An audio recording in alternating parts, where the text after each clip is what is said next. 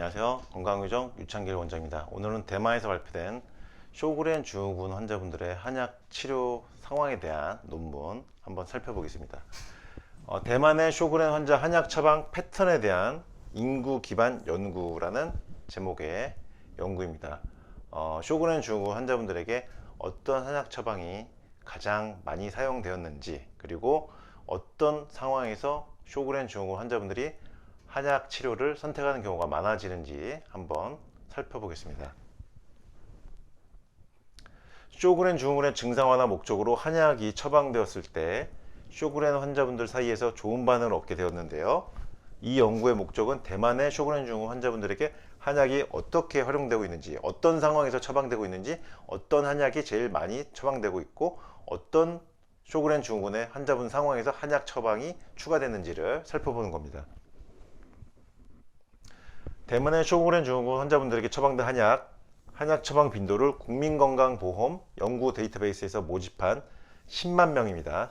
10만 명 단위 인구 집단에서 평가를 한 겁니다. 로지스틱 회귀 분석 방법을 사용하여서 한약 사용에 대한 이 질병 교차비를 측정한 겁니다. 그래서 한약이 어떻게 더 빈도가 많이, 어느 상황에서 빈도가 더 높아지게 처방이 되었는지 살펴보는 건데요.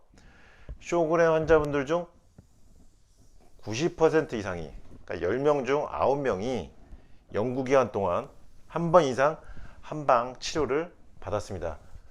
그러니까 대만에서는 이렇게 쇼그렌 증후군 환자분들이 양방 치료를 하는 중에 또는 하지 않는 중에 한방 치료를 선택한 경우가 거의 대부분이라고 볼 수가 있겠습니다. 90% 이상이기 때문에 대만의 쇼그렌 증후군 환자분들은 대부분 한방 치료를 하고 있다.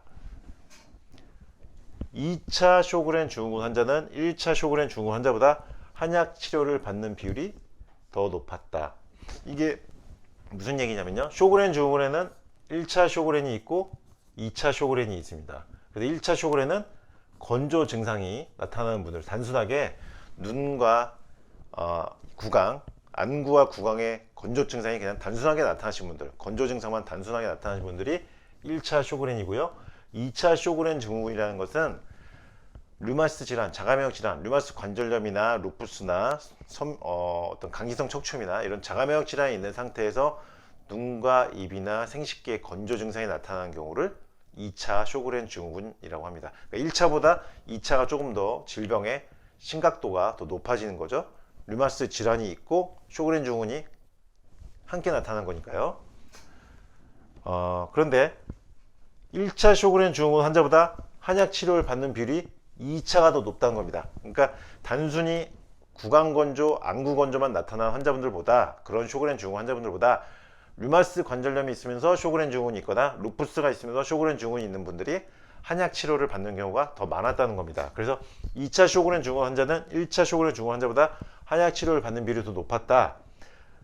그러니까 류마티스 질환을 한 개 이상 가진 경우는 질병 교차비 한방 치료를 선택한 경우가 1.56이었죠.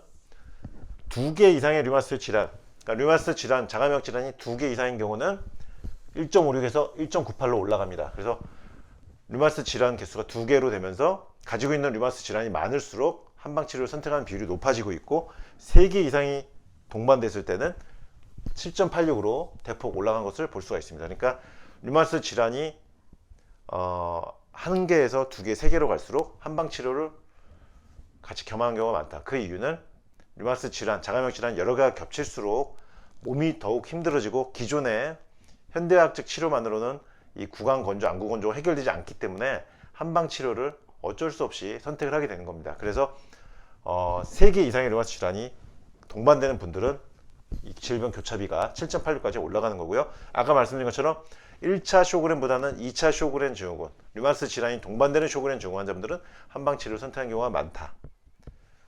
일단 개괄적으로 10명 중 9명은 쇼그렌 증후군 환자분들 중에서 10명 중 9명은 한방 치료를 선택한다는 거, 이것은 무엇을 의미하냐, 쇼그렌 증후군은 한방 치료의 효과가 잘 발휘되는 분야이기 때문에 그렇습니다. 한 가지 이상의 기존 쇼그렌 양약을 복용한 환자의 질병 교차비는 1.55, 2가지 이상의 쇼그렌 양약을 복용한 환자의 질병 교차비는 1.98, 3가지 이상의 쇼그렌 영양을 복용 환자는 2.91, 그러니까 1.5, 1.98, 2.91로 점점 올라가고 있어요. 이건 무슨 의미냐? 쇼그렌 증후군에 사용하는 현대학에서 사용하는 약물을 한 가지를 드신 경우가 있고 2가지, 3가지 이렇게 늘어난 경우가 있는데 약물 한 가지만 드실 때보다는 2가지, 3가지로 약물 복용 개수가 늘어날수록 한방 치료를 선택하는 경우가 많다는 겁니다. 그건 뭘 의미하느냐?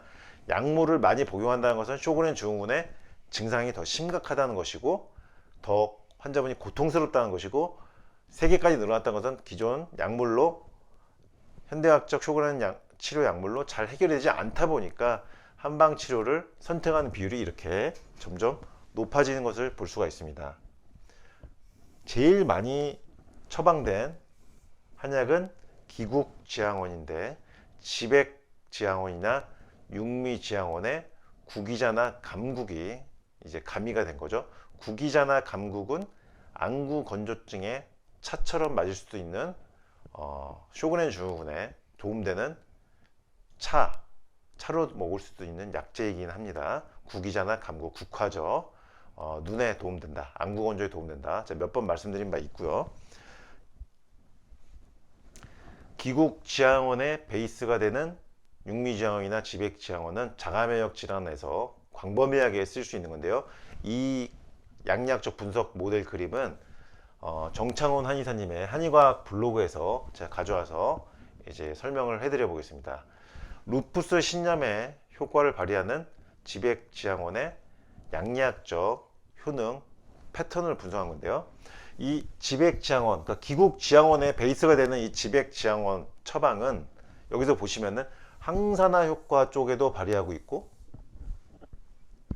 여기 보시면은 상피세포 손상에도 효능을 발휘하고 있고 여기 보시면 TNF 알파라든지 인터루킨 6나 17, NF 카파비나 인터페론 감마나 알파 이런 염증 발생 경로에 작용하는 화학 전달 메신저에 영향을 발휘하고 있습니다. 조절을 해주는 거죠. 염증 반응을 조절하는 효능을 가지고 있는 것이 이 지백지향원이죠. 그리고 단백뇨와 상우체성 고혈압에도 작용을 하면서 신장 조직을 보호하는 것이 이 지백지향원입니다. 그래서 루푸스에는 광범위하게 사용될 수 있는 처방이 지백지향원인데 구기자 감국을 가미해서 기국지향원 처방이 되면은 루푸스와 쇼그렌도 동시에 치료할 수 있는 가장 많이 처방될 수 있는 한약이죠. 실제로 대만에서 쇼그렌 증후군 환자분들 사이에서 가장 많이 처방되는 처방이 이 기국지향원이었습니다. 그래서 한방 치료를 하시는 의료인 분들에게서도 이 기국지향원이라는 한약 처방에 대해서 다시 한번 좀 고찰을 해보시기를 권해드립니다. 건강유정 유창길 원장이었습니다.